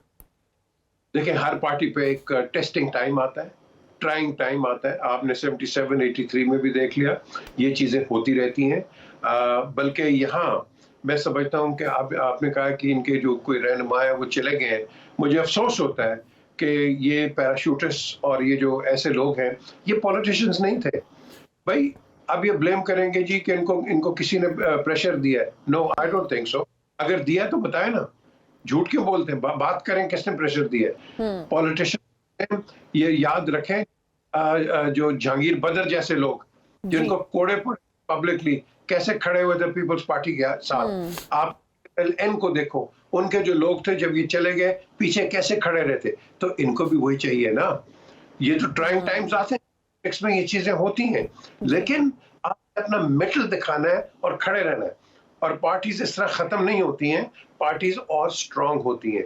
लेकिन मुझे अफसोस जो हुआ है कि आपने एक पॉलिटिकल सिस्टम को वीक किया है कि किसी को कोई थोड़ा सा अगर गवर्नमेंट सख्त आती है तो आप भाग जाते हैं आगे से। तो फिर आपने लोगों की मदद करनी है, आप जैसे लोगों की। और ये वैसे भी एक आप कह लो कि पीटीआई एक ऐसी पार्टी है जो कि मुख्तलिफ पार्टी से लोग निकल के आए। कई पुराने थे, और ये जो पुराने हैं ये देख लो आप इन्होंने क्या किया। इन्होंने अपने आप लेट डाउन किया है, लोगों को लेट डाउन किया है और अपनी पार्टी को लेट डाउन किया। बिल्कुल। अच्छा, पीजे मीर साहब, क्या जहांगीर तरीन की सरबराही में एक नई जमात सामने आ सकती है? और अगर पीटीआई की बात करें, तहरीक इंसाफ के अंदर माइनस इमरान खान के ऑप्शन पर भी क्या गौर किया जा रहा है? जो मर्जी कर लें, PMLN without Nawaz Sharif is nobody. ये Peoples Party without Zardari now is nobody. Bhutto हालांकि का नाम इस्तेमाल होता है, and PTI without Imran Khan is nobody. So बीच में जो भी आ जाएंगे, उनको भी इमरान के साथ रिकंसाइल करना है। वोट इमरान खान का है और किसी का नहीं है। और जो मर्जी कर तो मीर साहब, ये जो पीटीआई हकीकी भी आ गई है, फिर जहांगीर तरीन साहब का फॉरवर्ड ब्लॉक भी है, तो इस पर आप क्या कहेंगे? फॉरवर्ड ब्लॉक बन गया, क्या हुआ मुझे आप बता दें। फॉरवर्ड ब्लॉक बनते हैं, कई जगह बनते हैं, लेकिन क्या उसका कोई उतना इन्फ्लुएंस था? क्या उसने ऐसी कुछ कर दी फॉरवर्ड ब्लॉक बना के कि एक बहुत बड़ा पॉलिटिकल डेंट, ठीक है, एक डेंट आया है, लेकिन that is not how political parties are run. Political party एक नजरिए से रन करती हैं और उस नजरिए को रॉन्ग और राइट उनका अपना ये मौकफ होता है, लेकिन उस पर चलें। इतनी लोगों ने कोशिश की पीपल्स पार्टी को खत्म करने की, मुझे बता दें कोई नहीं कर सका। 88 में आज ही कोई नहीं आएगा। बेनजीर भुट्टो नहीं, आपने देखा लाहौर में चलने की जगह कोई नहीं थी। ये पार्टीज ये मार्जिनलाइज जरूर हो जाती हैं, खत्म नहीं होती। जी अच्छा पीजे मीर साहब, मेरा एक मासूमाना सवाल है, ये जो लोग पार्टी छोड़ रहे हैं, तहरीक इंसाफ की बात कर रही हूं मैं, क्या ये खान साहब की वजह से छोड़ रहे हैं और इनका फायदा किस जमात को होगा इवेंचुअली? इनकी पार्टी जो छोड़ रहे हैं, फायदा किसको होने वाला है? बड़ी अच्छी आपने बात की है। अब इनको चाहिए ना कि लोग को आगे बताएं। वो इमरान ने भी कहा जी इनको जोर लग रहा है, इन पे प्रेशर डल रहा है, तो ये जा रहे हैं और इसके लिए छोड़ रहे हैं। भाई ना बता दो, तुम्हें क्या वो मार देगा? कोई नहीं मारेगा। फिर आपने देखना इन पे जो इंस्टीट्यूटेड केसेस हैं, क्या वो सारे खत्म हो गए हैं? ये बड़ा पॉइंट है। खत्म हो गए तो दैट मींस यस इन पे प्रेशर है, अगर नहीं है फिर आप बता दें। यहाँ बात है सच की। आप देखो जिंदगी में किसी को दुनिया के अंदर आप सप्रेशन पे नहीं रख सकते, कोई नहीं रख सकता। वो होता है ये चीजें आती हैं, but in the long run वो आप मूवीज देखते होंगे, पिक्चर्स देखते हैं, ड्रामा देखते हैं, मॉरल ऑफ द स्टोरी हमेशा जो होती है, सच जो होता है हमेशा जीतता है, हारता नहीं। कहीं भी किसी को ले लो आप, तो मैं समझ सच आगे आएगा। लेकिन इन लोगों को सच बोलना है कि क्या ये क्यों है। ये तो बड़े बड़े नारे लगाते थे, किधर गए? जी बड़े बड़े नारे लगाते थे। हाँ मुझे याद है, अभी तक मैं आपको बताता हूँ कि जब ये चार्टर डेमोक्रेसी साइन हुआ मिलेनियम होटल में लंदन में, तो मेरा पहला सवाल था बेनजीर साहिबा को और नवाज शरीफ साहब को। मैंने कहा जी अब आप म्यूजिकल चेयर्स खेलेंगे या अब आप रियल टाइम पॉलिटिक्स पे जाएंगे? तो नवाज थोड़े से मुझसे नाराज हो गए, नहीं जी आप क्या बातें करते हैं, ये फौज ने ये किया, फलाना किया। मैंने कहा जी है तो पाकिस्तानी ना। बात ये है कि हम हैं पाकिस्तानी सारे, हमारे में डिफरेंसेस होते रहेंगे, बट इट डजंट मीन कि हम अपने इंस्टीट्यूशंस को खराब करना शुरू कर दें। ट्रू दैट, बिल्कुल बिल्कुल बिल्कुल को नहीं करना। देखो ना, आपने फौज को बदनाम कर दिया। जो भी पहले मौका आता था फौज का बेड़ागर कर देते थे, यू नो वर्बली। हालांकि किसी की हिम्मत नहीं है फौज को खराब करने की, लेकिन हम ऐसा परसेप्शन देते थे कि आपके सामने। अब आपने जुडिशरी का काम शुरू कर दिया, तो ये हम कब तक करेंगे? मुझे बता दें। मैं तो अभी भी कहूंगा कि ये वक्त है, हमारे पास गोल्डन अपॉर्चुनिटी है कि आप बड़ी एम्बैरेसमेंट ऑल अराउंड बचा सकते हैं कि डायलॉग शुरू कर दें, आपस में बैठ जाए, बात कर। बिल्कुल दैट इज द वे। बिल्कुल यार कोई दुश्मन है एक दूसरे का। बिल्कुल मीर साहब, मैं I totally agree with you. फौज को बदनाम करने वाला जो मामला है, ये माजी में पीपल्स पार्टी भी करती रही है, नून लीग भी करती रही है, इवन अदलिया को निशाना बनाती रही है। वही काम पीटीआई कर रही है। आपने इमरान खान साहब का कहा कि इमरान खान क्यों नहीं बता रहे कि कौन जबरी तौर पे मेरे लोगों को कह रहा है कि आप पार्टी छोड़ दें। तो वो दबे अल्फाज में ये बात कर चुके हैं कि जबरी जो है वो शादियों का तो सुना था, ये अब जबरी तलाकों का सीजन चल रहा है। और अब तो उन्होंने ट्वीट भी किया है कि इस वक्त जो मार्शल लॉ लगा हुआ है, इसके खिलाफ अब मैं इंटरनेशनल फोरम्स पर भी जाऊंगा और कोर्ट का भी रुख करूंगा। देखिए, अंडर आर्टिकल 245 ये हर गवर्नमेंट का एक राइट होता है कि वो फौज को बुला लेती है for the protection of the state. अपनी पार्टी के लिए नहीं होता है, for the protection of the state. और जो हमने 9 मई को चीजें देखी हैं, that is for the protection of the state, not for a political party. उसके लिए पीपल्स पार्टी के लिए पीटीआई के लिए भी बुलाई है फौज।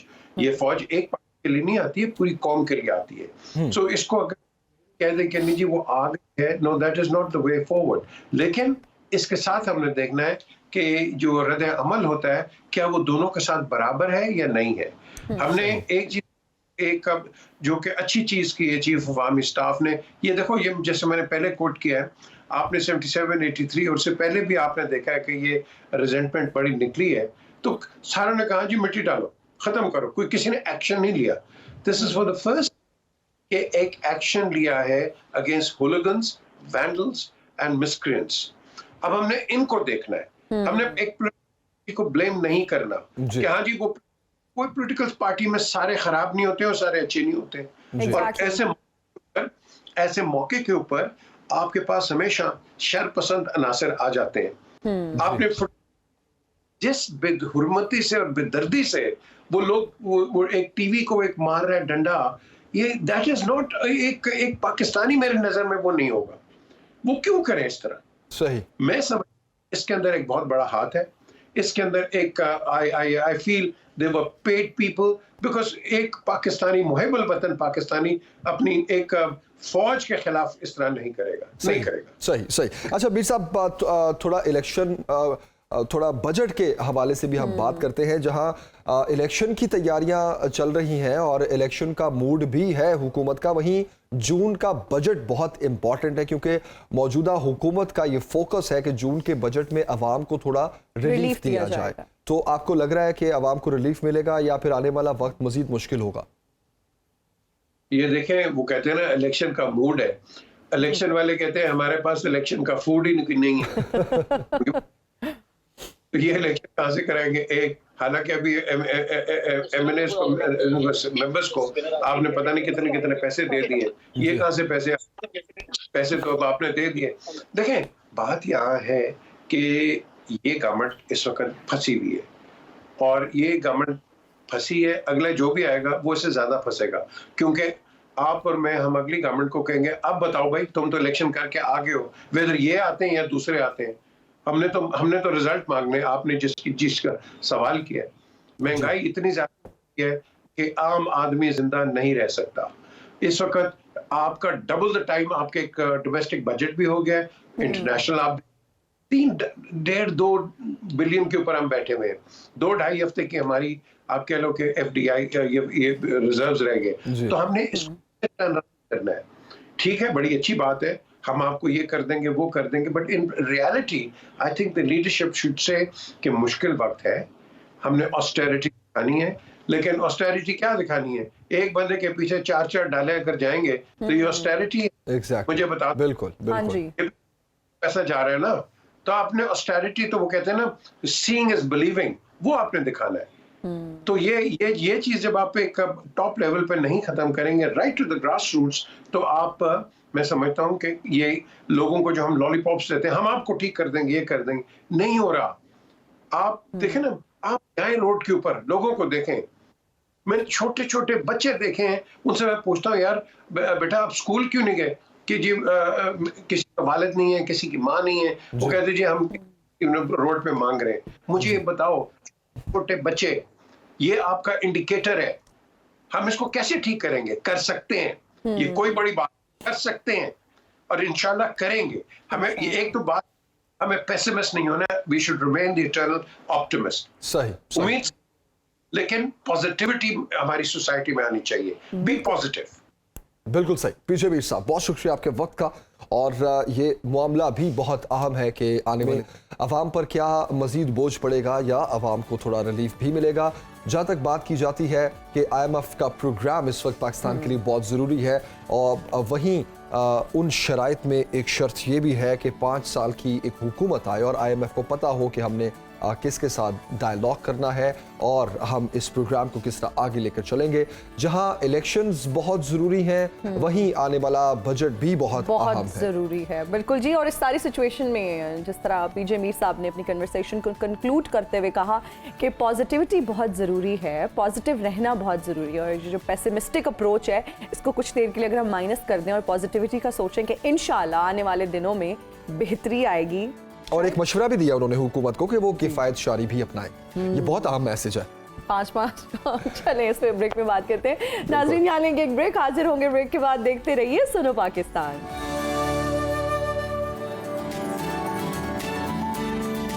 वेलकम बैक टू सुनो पाकिस्तान। पाकिस्तानी कोपैमा नाइला कयानी को दुनिया की बुलंद तरीन चोटी माउंट एवरेस्ट सर करने पर वजीर आजम शहबाज शरीफ साहब की जानिब से सितारे इम्तियाज देने का ऐलान किया गया है। Naila Kayani mount Everest sir करने वाली दूसरी खातून है। इससे कबल 2013 में समीना बेग एक पहली जो है वो पाकिस्तानी खातून थी जिन्होंने माउंट एवरेस्ट सर किया था। नाइला कयानी इससे कबल दुनिया की चौथी बुलंद तरीन चोटी माउंट लोत्से को सर करने में कामयाब हुई हैं। और नाइला कियानी माउंट लोत्से को सर करने वाली पहली पाकिस्तानी खातून होने के अलावा 8000 मीटर से बुलंद 14 से 6 चोटियों को सर करने वाली मुल्क की पहली खातून बन गई हैं। बिल्कुल जनाब। और नाइला कियानी इससे कबल नेपाल की अन्नपूर्णा चोटी को भी सर कर चुकी हैं और ये बहुत एजाज़ की बात है हमारे लिए कि इस वक्त नाइला कियानी पाकिस्तान का एक बड़ा नाम है और इस वक्त हमें इस वक्त जो है वो ज्वाइन भी कर चुकी हैं और ख़ास तौर पर जो उनको सितारा इम्तियाज़ मिल रहे हैं ये बहुत एजाज़ की बात है। नाइला कियानी, बहुत शुक्रिया ज्वाइन करने के लिए। Good morning, how are you? Good morning, बहुत शुक्रिया आपका इनवाइट करने का। Okay, thank you, how are you? अल्हम्दुलिल्लाह, थैंक यू। ऑल गुड, अल्हम्दुलिल्लाह, thank you for joining. Naila, सबसे पहले तो मैं ये जानना चाहूँगा, सितारा इम्तियाज़ देने का आपको ऐलान किया गया है, बहुत एजाज़ की बात है ये, आपकी क्या फीलिंग्स हैं? मुझे 3-4 दिन तो बिल्कुल भी यकीन नहीं आया था। मैं पढ़ रही थी कि मुझे मिला है, लाइक मेबी कोई गलती हो गई हो किसी से, but now I feel very very honoured कि मुझे गवर्नमेंट पाकिस्तान ने इतने बड़े एहसास से नवाजा है। जी, अच्छा नाइला, एक खातून को पैमा होने की वजह से मुझे बताइए किन चैलेंजेस का सामना करना पड़ता है आपको, किन मुश्किलात का सामना करना पड़ता है? As a woman to be honest, बहुत सबसे पहले तो लोगों को खुद पे बिलीव कि ये कर सकती है, बिकॉज जब मैं शुरू में आ रही थी, शुरू में जब मैं अपनी पीक्स एक्सपेडिशन कर रही थी तो किसी को यकीन नहीं था कि इससे हो पाएगा, व्हिच इज फाइन बिकॉज वो मुझे जानते नहीं थे। लेकिन आई थिंक अभी जाके जब 5वीं और 6वीं में अभी जाके लोगों को मेरी स्किल पे थोड़ा सा यकीन आया कि यस ये कर सकती है, क्योंकि पहले मुझे कभी कभी कमेंट सुनने पड़ते थे कि इसको तो लोग उठा के ऊपर लेके जाते होंगे, उस हाइट पे कोई उठा नहीं सकता है। इसके अलावा और भी चैलेंजेस हैं, जैसे हम ये क्या लेके जाना है, इसके अलावा जो लड़कियों की जो प्रॉब्लम्स होते हैं वो कोई और है ही नहीं, तो किससे पूछेंगे क्या कर सकते हैं अगर ऐसी सिचुएशन में हो। तो उस तरह की बहुत सी चीजें हैं जो हमें ज्यादा प्रॉब्लम होता है as a female to men mountaineers. जी, अच्छा नाइला, हम एक पेट्रियार्कल सोसाइटी में रहते हैं जहां पर यह समझा जाता है कि खवातीन इस तरह के काम नहीं कर सकती, बल्कि मर्द हजरात ही इस तरह के खतरनाक काम कर सकते हैं क्योंकि इसको बहुत खतरनाक समझा जाता है। So what do you think, आपकी फैमिली में आपको किसने सपोर्ट किया और खवातीन को सपोर्ट करना कितना जरूरी है, और इस तरफ आने का इरादा किस तरह किया? एग्जैक्टली इस तरफ आने का इरादा बिल्कुल इत्तेफाक था। मैं 5 साल पहले जब K2 ट्रैक पे जाके K2 देखा था और वहाँ पे क्लाइंबर से बात की थी, तो तब मुझे शौक पैदा हुआ था, और शौक बस ये था कि ट्राई करना है, नो आइडिया कि मैं समिट 1 से क्या 6 समिट कर सकूंगी। और आई थिंक मेरी जो ठीक है अल्लाह ताला ने मुझे इतनी कामयाबी दी है क्योंकि मैं अपनी फिजिकल स्ट्रेंथ पे काम किया, mentally I am already very strong, लेकिन ये सब कुछ मैं नहीं कर पाती अगर मेरी फैमिली की सपोर्ट नहीं होती। फैमिली ऑफ कोर्स वो कंसर्न होते हैं, और वो फैमिली में जो खवातीन हैं, अम्मी सास, वो बोलते हैं बस कर दो, खतरनाक काम है। जो मतलब अबू और फादर इन लॉ, हस्बैंड, वो सपोर्टिव हैं, लेकिन अगर उनकी सपोर्ट नहीं होती तो मैं ये सब कुछ नहीं कर पाती। तो आई थिंक हर खवातीन स्पेशली हमारी सोसाइटी में बहुत जरूरी है कि हमारे घर वाले, स्पेशली हमारे घर में जो मर्द हैं, वो हमें सपोर्ट करें और हमारी स्किल्स को रिकॉग्नाइज करते हुए हमें आगे, मतलब we can achieve we can reach stars अगर हमें घर से सपोर्ट हो। बिल्कुल, बहुत अच्छी बात की नाइला आपने कि अगर घर के मर्द हजरात सपोर्ट करें तो आप कुछ भी अचीव कर सकती हैं। और फिर हौसला अफजाई की बात की, सपोर्ट की जहां आपने बात की, हम ये भी पूछना चाहेंगे कि हुकूमत की जानिब से आपको किस हद तक सपोर्ट किया गया और किस हद तक आपकी हौसला अफजाई की गई? इससे पहले हुकूमत की तरफ से बिल्कुल भी कोई सपोर्ट नहीं थी, बिकॉज माउंटेनियरिंग थोड़ा सा हट के है बाकी स्पोर्ट्स से, तो इसमें हमें यूजुअली को फहमाओ कि यही कंप्लेन होती थी कि हुकूमत की तरफ से कुछ नहीं है। लेकिन आई थिंक जो अभी मुझे अवार्ड गवर्नमेंट ने अनाउंस किया है, it's one of the first steps. I never expected it and I don't think किसी और माउंटेनियर ने एक्सपेक्ट किया था कि गवर्नमेंट माउंटेनियरिंग को रिकॉग्नाइज करेगी और एज अ फीमेल माउंटेनियर मेरी माउंटेनियरिंग अचीवमेंट को रिकॉग्नाइज करेगी। तो हम होपिंग कि इसके बाद माउंटेनियरिंग एज अ होल, ना सिर्फ मुझे बल्कि और भी जो माउंटेनियर्स हैं उनको सपोर्ट करें, माउंटेनियरिंग को प्रॉपर्ली रिकॉग्नाइज करें एज अ स्पोर्ट। सही सही। अच्छा नायला कियानी, जिस तरह आपने कहा कि इससे पहले हुकूमत की तरफ से कोई ना तो हौसला अफजाई थी ना कोई सपोर्ट थी, तो ये एक महंगा तरीन शौक है, तो इखराजात किस तरह से बर्दाश्त करती हैं फिर? मोस्टली माउंटेनियर्स खुद से फाइनेंस नहीं कर पाते। मोस्ट कुछ कर सकते हैं लेकिन it's a very expensive sport, gear भी बहुत एक्सपेंसिव है, एक्सपीडिशन का खर्चा बहुत ज्यादा होता है। मैंने अपनी 6 में से 1 वीक खुद फाइनेंस की थी, उसके बाद 5 की 5 वीक्स मुझे एक बिल्किस एंड अब्दुल रज़ाक फाउंडेशन है बार्ड के नाम से, वो स्पॉन्सर कर रहे हैं। एंड अगर वो नहीं करते तो बी ऑनेस्ट मेरे लिए भी इतनी जल्दी इतनी ज्यादा पीक सबमिट करना पॉसिबल नहीं था। ठीक है नायला, आपके आगे फ्यूचर प्लान्स क्या हैं? मेरा इंशाल्लाह नागा पर्वत एंड ब्रॉड पीक का प्लान है। नागा पर्वत एक्सपीडिशन नेक्स्ट मंथ स्टार्ट होगा, तो मेरी सबसे रिक्वेस्ट है प्लीज मेरी एक्सपीडिशन के लिए दुआ करें, बिकॉज़ आई थिंक मेरे जितने भी एक्सपीडिशन सक्सेसफुल होते हैं वो दुआओं की वजह से भी होते हैं। बिल्कुल। तो वो अगर हो गया तो मेरे पाकिस्तान में 5 में से 3 हो गई हैं, और वो 2 हो गई, तो 5 की 5 पाकिस्तान में जो 1000 है वो हो जाएगी इंशाल्लाह। जी, all the very best Naila Kiani. आप उन तमाम खवातीन को क्या मैसेज देना चाहेंगी जो इस तरफ आना चाहती हैं? मैं उनको ये मैसेज देना चाहूंगी, जनरली मैसेज देना चाहूंगी कि सेल्फ इम्पोज जो लिमिटेशन है वो हमें उनसे बाहर निकलना चाहिए कि हम ये नहीं कर सकते, या ये किसी मेल ने नहीं किया तो हम नहीं कर सकते। हम कुछ भी कर सकते हैं as long as we want to do it and as long as we have support system in place. लेकिन जो लड़कियां इस तरफ आना चाहती हैं, मैं उनको ये मैसेज कि आप हाइकिंग से स्टार्ट करें। हाइकिंग 1 दिन के जो मार्गला में जैसे ट्रेल्स हैं वो कर सकती हैं, आप फिर 1-2 दिन के ट्रैक्स करें ताकि आप ये डिसीजन ले सकें कि आपके लिए ये है या नहीं है। उसके बाद आप then you can do rock climbing courses, ice climbing courses, and then you can plan 5-6,000 peaks, और उसके बाद आप स्काई इज द लिमिट। सही सही। नायला कियानी, बहुत शुक्रिया हमें ज्वाइन करने के लिए, and all the best for your future plans. बताया कि अभी मजीद चोटियां भी आप सर करने का प्लान कर रही हैं, तो आपके लिए ढेरों दुआएं एंड विश यू लक। बहुत शुक्रिया हमें ज्वाइन करने के लिए। अभी हम एक ब्रेक लेते हैं जनाब, ब्रेक के बाद वापस आएंगे। तो हम क्या बात कर रहे हैं? हम आर्टिफिशियल इंटेलिजेंस पे बात कर रहे हैं, जो कि अब कहा जा रहा तरफ है आजकल एक ही टॉपिक डिस्कस हो रहा है, आर्टिफिशियल इंटेलिजेंस, एआई। ये बड़ा खतरनाक है, ये बड़ा अमेज़न बहुत खतरे में है, अमेज़न गूगल खतरे में है, लेकिन खतरे के साथ साथ किसको फायदा होने जा रहा है ये भी बड़ा इम्पोर्टेंट है। लोगों को बहुत वैसे फायदा हो रहा है। मैं आपको ऑनेस्टली अगर बताऊं, आई थिंक ब्रेक के बाद इसको ज्यादा अच्छे से हम डिस्कस कर रहे थे, लेकिन मैंने बहुत सारी सजेशंस आई। फिर हम ब्रेक के बाद कर लेते हैं। ब्रेक के बाद से इस पे तफसील से बात करेंगे। अभी लेंगे एक ब्रेक, हाजिर होंगे ब्रेक के बाद। देखते रहिए सुनो पाकिस्तान।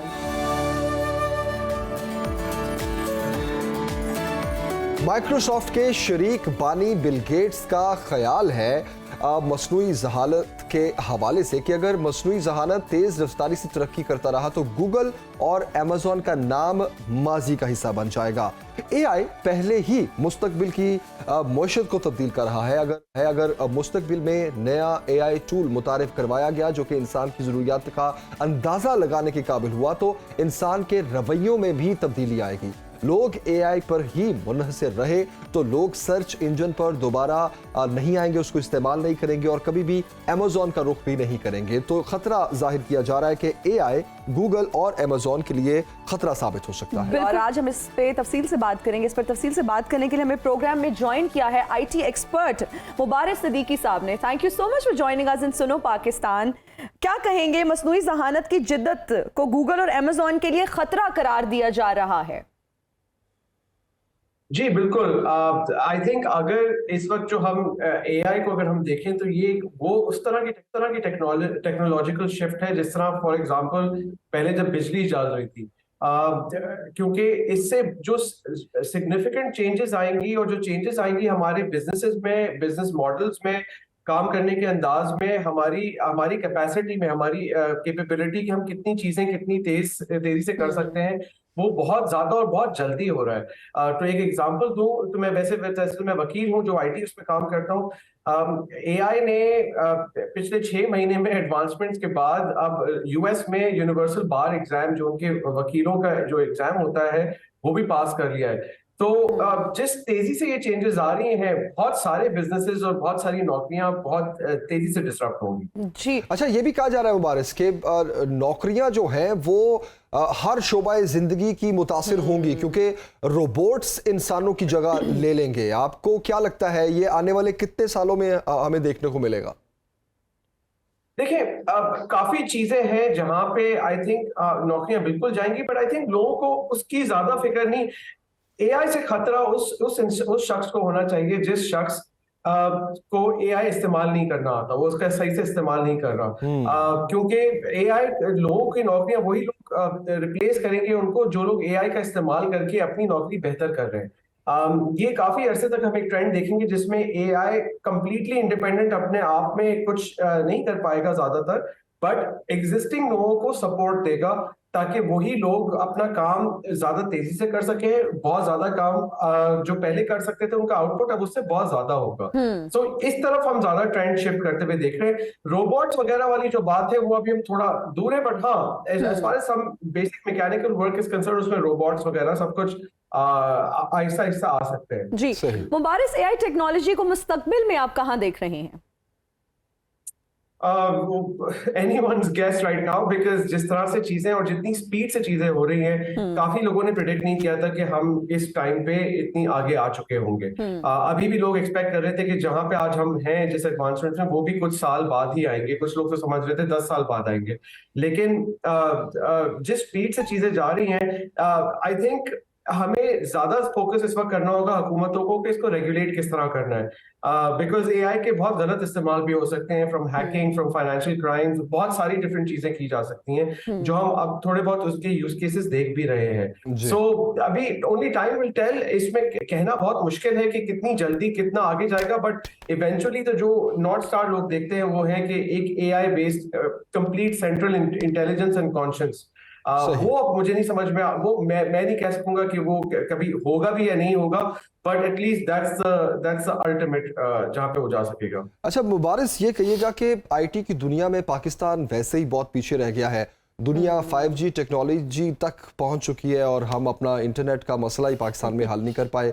ख़ास तौर पर आईटी में अगर हम तरक्की की बात करें तो हमारा हमसाया मुल्क भारत बहुत आगे जा चुका है, बहुत उसने काम किया है।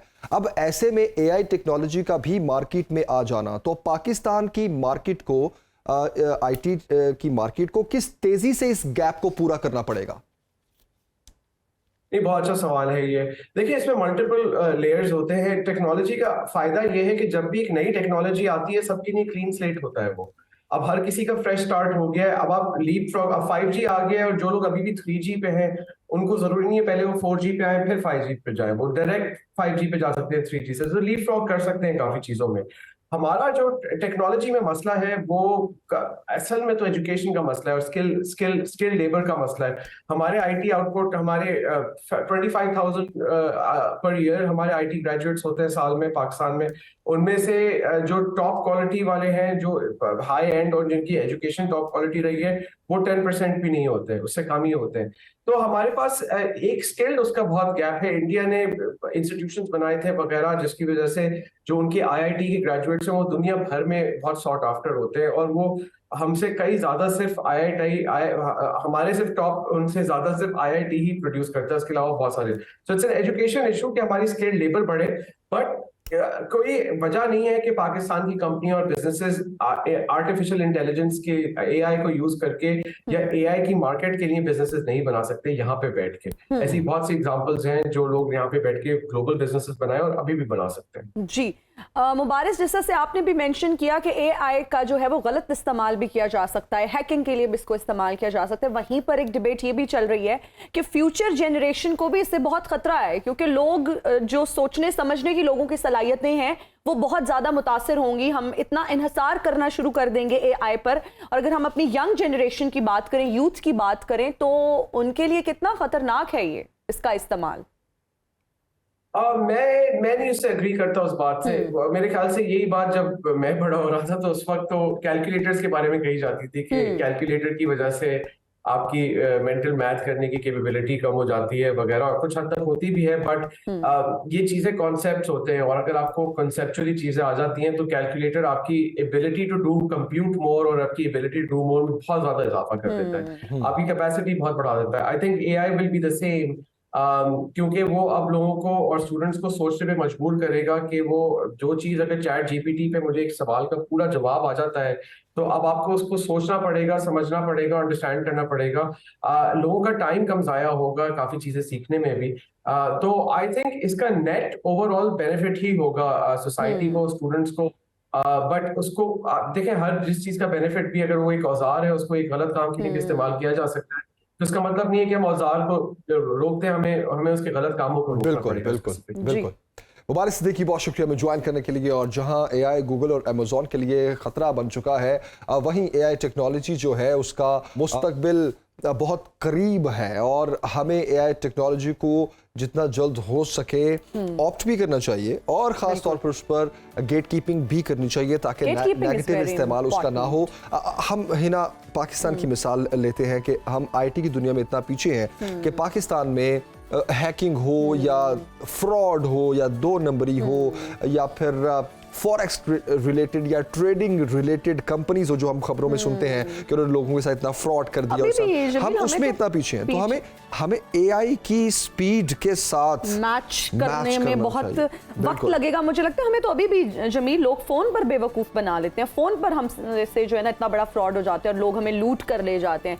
आपका इतना इनाम निकला है, आपकी लॉटरी निकली, आप कितने पैसे निकले, और लोग उस जाल में आ भी जाते हैं। आपका कितना नुकसान हो चुका है अब तक? मेरा अल्हम्दुलिल्लाह नहीं हुआ, क्योंकि मुझे अच्छा, वैसे हमारे जो सादा लोग हैं हमारी सोसाइटी के, उनके साथ होता है ये। और ये अभी तक तो हम इस चीज से बाहर नहीं निकले कि सबा को इतने का लोड करा दो, नादिया को इतने रुपए का लोड करा दो। अभी तो हमारे अवाम इस चीज से बाहर नहीं निकले। अच्छा, वो तो चले, वो तो फिर इमोशनली है ना जी। अब तो कुछ गेम शोज का नाम लेके भी लोगों को लूटा जाता है। आपकी बाइक निकली है, शुक्र है मुझे बहुत बार वो मैसेज आया है, लेकिन जमील अगर हम एआई की बात करें तो there is this application Snapchat, उस पे एक फीचर इंट्रोड्यूस करवाया गया है एआई के नाम से जी और वो चैट बोट है एग्जैक्टली, एंड उस पे इतने मजेदार किस्म की लोग उससे बातें कर रहे हैं। और अगर पाकिस्तान की बात की जाए, करंट पॉलिटिकल सिचुएशन की बात की जाए, तो लोग और पाकिस्तानी उस पे क्या बातें कर रहे होंगे? मैं तो कुछ मीम्स देख रहा हूँ कि महंगाई कैसे कम होगी, हाँ, या मुझसे दोस्ती कर लो, मुझे छोड़कर तो नहीं जाओगी, पता नहीं क्या पता नहीं ऐसी बातें हो रही हैं उस पर